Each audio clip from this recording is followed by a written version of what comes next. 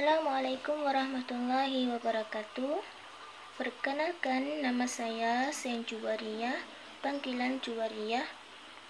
Saya berasal dari Kamboja dan sekarang saya mahasiswa di UIN Imam Bonjol Padang. Dan hari ini juga saya akan membahas tentang administrasi ketenagaan, yakni personalia. Administrasi ketenagaan atau personalia melibatkan berbagai kegiatan terkait manajemen sumber daya manusia, yakni SDM, di suatu organisasi atau perusahaan. Administrasi ini mencakup pengelolaan data karyawan, penggajian, kehadiran, rekrutmen, pelatihan, evaluasi kinerja, dan pemeliharaan catatan karyawan. Berikut adalah beberapa tugas yang terkait dengan administrasi ketenagaan, yakni personalia. Yang pertama, penerimaan dan rekrutmen karyawan, membantu dalam pengumuman lowongan pekerjaan, menyaring aplikasi, mengatur dan menyelenggarakan proses wawancara, serta mempersiapkan dokumen kontrak kerja bagi karyawan yang diterima. Dan yang kedua, pengelola data karyawan, membuat dan mengelola basis data karyawan yang mencakup informasi pribadi, riwayat pekerjaan, kualifikasi, dan lain-lain. Data ini digunakan untuk keperluan administrasi seperti pemrosesan gaji, evaluasi kinerja, dan kebijakan kepegawaian. Dan yang ketiga, penggajian dan manfaat karyawan, mengelola sistem penggajian, menghitung upah dan tunjangan karyawan sesuai dengan peraturan dan kebijakan yang berlaku.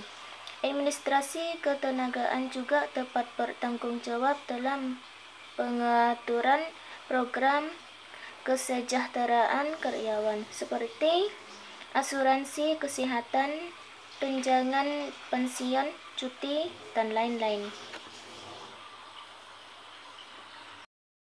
Dan yang keempat, pelatihan dan pengembangan, merencanakan, mengkoordinasikan, dan melaksanakan program pelatihan bagi karyawan.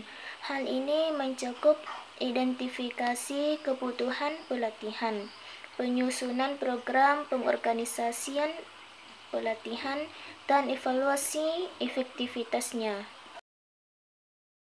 Dan yang kelima, manajemen kinerja, mendukung proses evaluasi kinerja karyawan yang melibatkan pengaturan target, pemantuan kemajuan, dan memberikan umpan balik.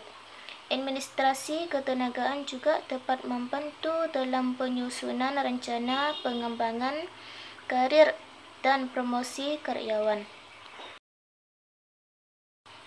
Dan yang keenam, pemeliharaan catatan karyawan, mengelola dan memelihara catatan pribadi, kontrak kerja, laporan kehadiran, absensi, cuti, dan dokumen-dokumen lain yang berkaitan dengan pegawaian. Dan yang ketujuh, kepatuhan peraturan ketenaga kerja, memastikan bahwa perusahaan mematuhi peraturan ketenaga kerjaan yang berlaku seperti mengatur jam kerja, cuti, upah minimum, izin sakit, dan lain-lainnya. Dan yang terakhir, manajemen konflik dan penyelesaian masalah, mendukung manajer dan karyawan dalam menyelesaikan konflik kerja atau masalah lain yang terkait dengan ketenagaan. Ini adalah contoh tugas yang umumnya terlibat dalam administrasi ketenagaan, yakni personalia. Namun, peran dan tanggung jawab administrasi ketenagaan dapat bervariasi tergantung pada ukuran, struktur, dan kebutuhan organisasi atau perusahaan.